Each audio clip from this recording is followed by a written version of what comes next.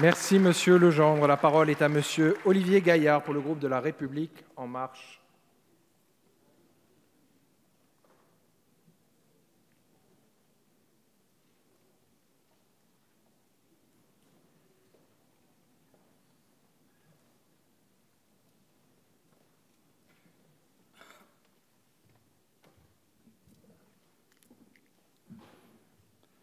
Monsieur le Président, Monsieur le Ministre, Monsieur le Président de la Commission des Finances, Monsieur le Rapporteur général, chers collègues, dans un souci de transparence démocratique et pour faire avancer le débat, j'attire l'attention sur des opérations budgétaires problématiques.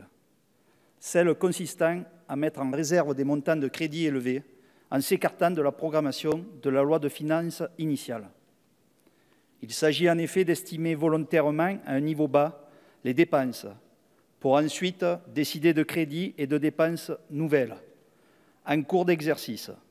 Le rapport de la Cour des comptes sur l'exécution du budget 2016 de l'État fait ainsi état d'une sous-budgétisation importante de plusieurs missions, 3 milliards d'euros et de nouvelles dépenses.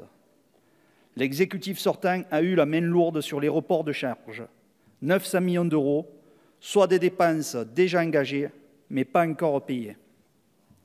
Cette pratique remet à l'évidence en cause la qualité des prévisions de dépenses et place le parlementaire dans une situation peu satisfaisante, celle de devoir valider a posteriori des résultats dans la loi de finances rectificative, puis dans la loi de règlement.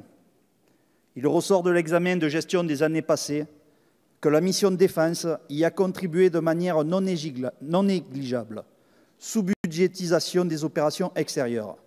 De même que le programme Égalité des territoires, qui ont été les variables d'ajustement de cette pratique. Cette tendance à la mise en réserve de montants de crédits élevés impacte à moyen et long terme nos finances.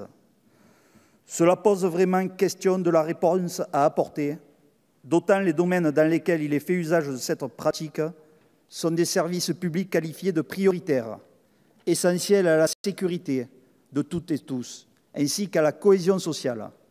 Notre responsabilité est fortement engagée dans ces domaines. On constate objectivement que s'expriment dans le même temps de forts besoins d'économie et des forts besoins de dépenses.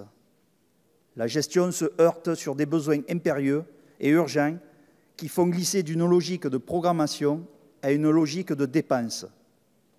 Devenue irresponsable, tant elle est devenue structurelle, il s'agirait de mettre fin à cette pratique sans que cela occasionne, en rapport aux besoins estimés pour les programmes, un rognage excessif des moyens. La vérité éclatant au grand jour d'arrangements budgétaires, maquillant la réalité de l'augmentation des dépenses, peut alimenter la défiance de nos concitoyens envers nos institutions. Ces accommodements, ces manipulations budgétaires perturbent l'image fidèle de la réalité de notre équilibre budgétaire. Ils n'ont pas lieu d'être car ils se transmettent tel un passif de responsable politique en responsable politique.